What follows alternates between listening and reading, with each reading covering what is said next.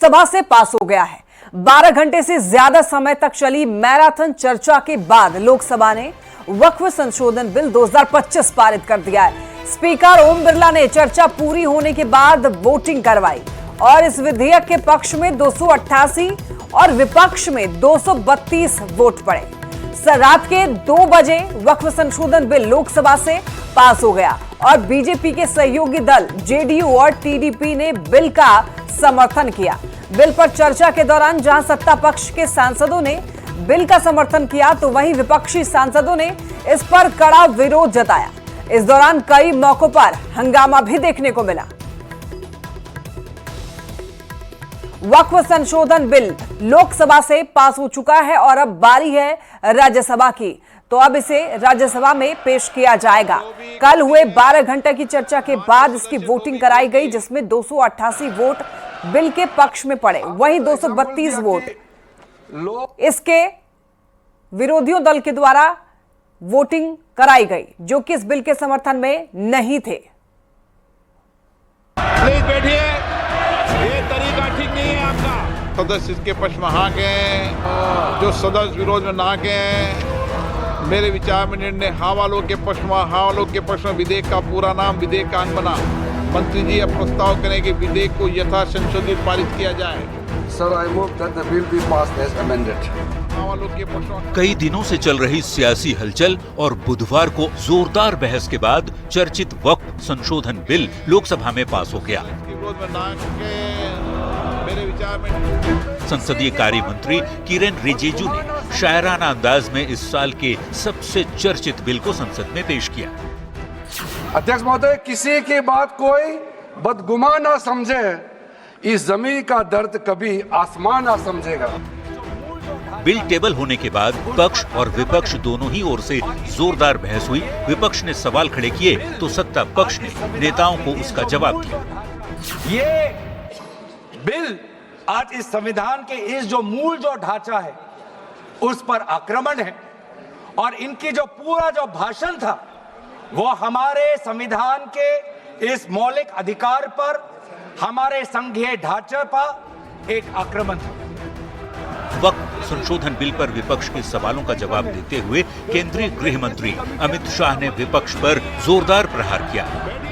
सब लालू प्रसाद की इच्छा इन्होंने तो पूरी नहीं की, नरेंद्र मोदी जी ने पूरी कर दी। ये लालू जी ने कहा था एक कड़ा कानून लाइए। अमित शाह ने इस बात को सिरे से खारिज किया कि वक्फ में कोई गैर मुस्लिम सदस्य होगा। देश भर के मुसलमान भाइयों बहनों को कहना चाहता हूं, आपके वक्फ में एक भी नॉन मुस्लिम नहीं आएगा।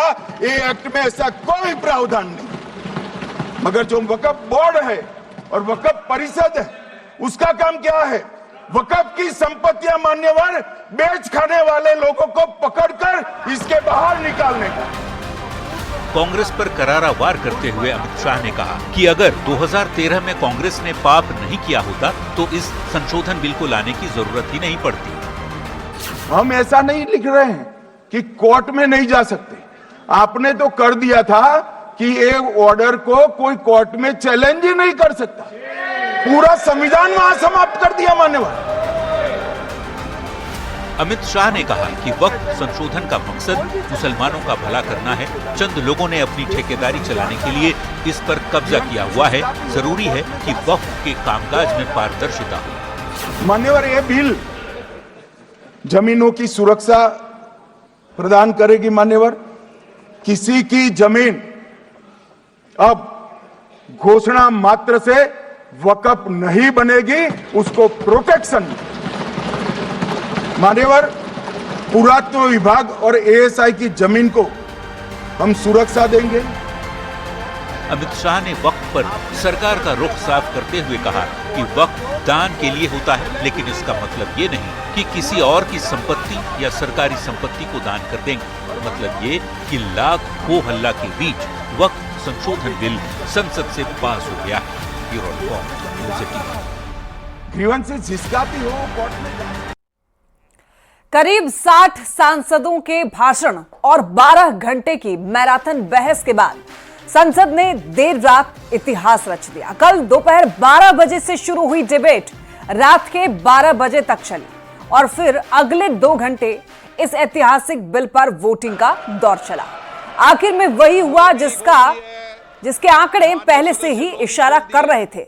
बिल पास होने के बाद साथ ही मंत्रियों और सांसदों ने अल्पसंख्यक मामलों के मंत्री किरेन रिजिजू को बधाई भी दी और ये 3 तस्वीरें देखिए कल लोकसभा में जो कुछ भी हुआ उसका सार है।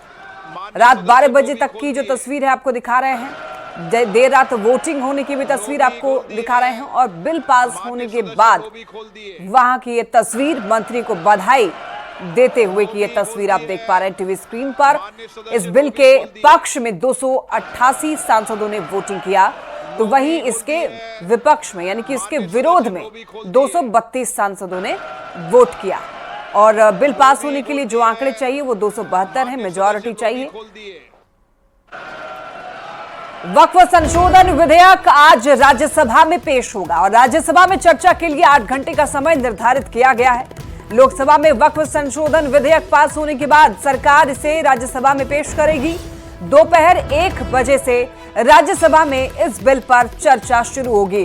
राज्यसभा में बिल पर चर्चा के लिए कांग्रेस को करीब 45 मिनट का समय मिलेगा, जिसमें पार्टी के प्रमुख नेता वक्फ बिल के विभिन्न पहलुओं पर अपनी राय रखेंगे।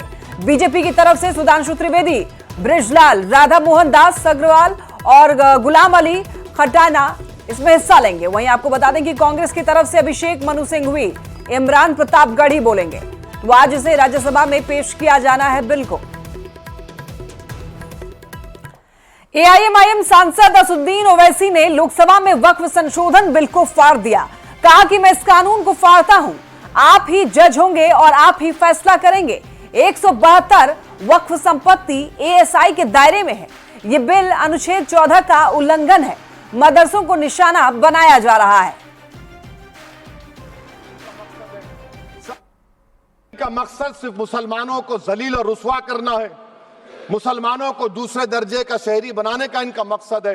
सर, अगर आप हिस्ट्री को पढ़ेंगे तो महात्मा गांधी उस वक्त के व्हाइट अफ्रीका में सफेद फार्म अफ्रीका के कानून को महात्मा गांधी ने कहा था कि ये मेरा कॉन्शियंस इसको मानता नहीं, मैं इस कानून को कबूल नहीं करता हूं। तो महात्मा गांधी ने क्या किया, उन्होंने उस कानून को फाड़ दिया। तो मैं गांधी की तरह इस कानून को फाड़ता हूं। ये अनकॉन्स्टिट्यूशनल है सर। इस देश में झगड़े पैदा करने का काम बीजेपी करना चाहती है मस्जिद और मंदिर के नाम पर, इसीलिए मैं इसका कंडेम करता हूं और मैं आपसे गुजारिश करता हूं कि मैंने अपने 10 अमेंडमेंट दी है, आप इसको कबूल करिए सर, मुझे बोलने का मौका दीजिए और उस पर डिवीजन का मैं डिमांड भी करूंगा। Thank you sir. और ओवैसी के बिल फाड़ने पर बीजेपी सांसद और जेपीसी के चेयरमैन जगदंबिका पाल ने निशाना साधा। उन्होंने कहा कि बिल नहीं बल्कि ओवैसी ने जो सदन में किया वो सब असंवैधानिक है। पहले 95 में था कि वर्ड मुस्लिम, आपने गायब कर दिया उसको। अरे आखिर क्यों इतनी नफरत है आपके लफ्ज मुसलमान से? अच्छा, फिर क्या कह रहे हैं आप कि ये भी आर्टिकल 26 का वायलेशन है। सब जितने हिंदू धर्म के प्रॉपर्टीज है, सिख धर्म के, बौद्ध के हैं और आपके जैन के, वहां पर उन्हीं के मजहब का ऑफिसर होगा। और कहां पर नहीं होगा? वक्फ बोर्ड में। Waqf board is a pure religious institution. अभी हमारे मंत्री साहब ने कहा trust, sir Shri Sai Baba trust 2004, वो ये कहता है जो ऑफिसर उसमें काम करता है उसको साई बाबा का डिवोटी होने चाहिए और उसको डिक्लेरेशन लिख के देना पड़ेगा। यहां पर हो रहा तो यहां पर क्यों नहीं हो रहा? अच्छा सर, आज गृह मंत्री जी ने अगर ये कह दिया कि अब इसमें चाहे वाकिफ हो, उसमें न कोई सरकार का दखल होगा, न वाकिफ के इंटेंशन पे, न वक्त में कोई दखल होगा, तो जब वक्त में कोई दखल नहीं है, न वाकिफ में कोई दखल है, और इसके बावजूद भी अभी भी आपने देखा ओवैसी साहब को कि अभी उन्होंने इस बिल को फाड़ने का काम किया है। तो ये जो बात कह रहे कि ये बिल असंवैधानिक है, असंवैधानिक काम तो उन्होंने किया है जो बिल फाड़ने का काम किया है। लोकसभा में वक्फ बिल पर चर्चा के दौरान अखिलेश यादव ने बीजेपी के अध्यक्ष को लेकर तंज कसा, जिस पर अमित शाह ने करारा जवाब दिया। लोकसभा में वक्फ बोर्ड संशोधन विधेयक पेश किया गया, उसके बाद उस पर चर्चा शुरू हो गई। पक्ष और विपक्ष की ओर से अपने अपने तर्क रखे गए। मौका समाजवादी पार्टी के अध्यक्ष अखिलेश यादव का आया तो अखिलेश यादव ने अपनी बात रखते समय बीजेपी पर तंज कसा। कहा खुद को दुनिया की सबसे बड़ी पार्टी कहने वाले भाजपा अभी तक अपना राष्ट्रीय अध्यक्ष तक नहीं चुन पाई है। अध्यक्ष महोदय, मैं कहना चाहता हूं, ये जो बिल लाया जा रहा है, भारतीय जनता पार्टी में एक मुकाबला चल रहा है। भारतीय जनता पार्टी के अंदर मुकाबला चल रहा है कि खराब हिंदू कौन बड़ा है। और ये बात अध्यक्ष महोदय मैं ऐसे ही नहीं कह रहा हूं। जो पार्टी ये कहती हो कि दुनिया की सबसे बड़ी पार्टी है, अध्यक्ष महोदय वो अपना राष्ट्रीय अध्यक्ष नहीं चुन पाए अभी तक।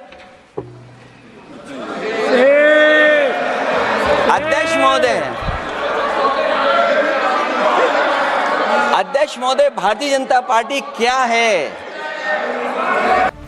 अखिलेश यादव के बयान पर गृह मंत्री अमित शाह सहित पूरा सदन हंस पड़ा। इसके बाद अमित शाह ने जो करारा जवाब दिया, उसने अखिलेश यादव की बोलती ही बंद कर दी। मैं अखिलेश जी ने बहुत हंसते हंसते कहा है, इसको हंसते हंसते जवाब देना। ये सामने जितनी पार्टियां हैं उनका राष्ट्रीय अध्यक्ष उन 5 लोगों को ही चुनना है परिवार के। हमें माननीय अध्यक्ष जी करोड़ों सदस्यों में से 12-13 करोड़ सदस्य प्रक्रिया कर कर चुनना है तो देर लगती है। आपके यहाँ जरा भी देर नहीं लगेगी। मैं कह देता हूं अभी 25 साल तक आप अध्यक्ष हो जाओ, नहीं बदल सकता। समाजवादी पार्टी जैसी पार्टियों पर अक्सर परिवारवाद का आरोप लगता रहा है। अखिलेश यादव ने बीजेपी के अध्यक्ष चुनने में देरी पर तंज कसकर अमित शाह को बोलने का मौका दे दिया और उन्होंने ऐसा जवाब दिया कि सब सुनते ही रह गए। Bureau report, news 18। लोकसभा में वक्फ बिल पर चर्चा के दौरान केंद्रीय गृह मंत्री अमित शाह ने विपक्ष पर जोरदार प्रहार किया। बंगाल के सांसद का जवाब छाती ठोक कर दिया। तो वहीं अखिलेश यादव के योगी वाले बयान पर अमित शाह ने कहा कि योगी यूपी में रिपीट करेंगे और बीजेपी अभी तो टर्म और सरकार बनाएगी। जातिवाद और तुष्टीकरण इसके आधार पर काम करते हुए आए हैं और जातिवाद और तुष्टीकरण की राजनीति कर अपने परिवार की पॉलिटिक्स को आगे बढ़ाए हैं। मगर 2014 से मान्यवर जातिवाद, तुष्टीकरण और परिवारवाद को एक साथ नरेंद्र मोदी ने समाप्त कर विकास की राजनीति इस देश में प्रस्तावित की। पॉलिटिक्स ऑफ परफॉर्मेंस, परफॉर्म करिए और चुनकर आइए। 3 टर्म मोदी जी को चुना है और 3 टर्म भारतीय जनता पार्टी की सरकार रहने वाली है। मेरी बात लिख कर बंगाल में आकर कहूंगा, ये राजनीतिक हिसाब किताब का अखाड़ा नहीं है। छाती पर ठोक कर कहूंगा, ज्यादा सीट आएंगे।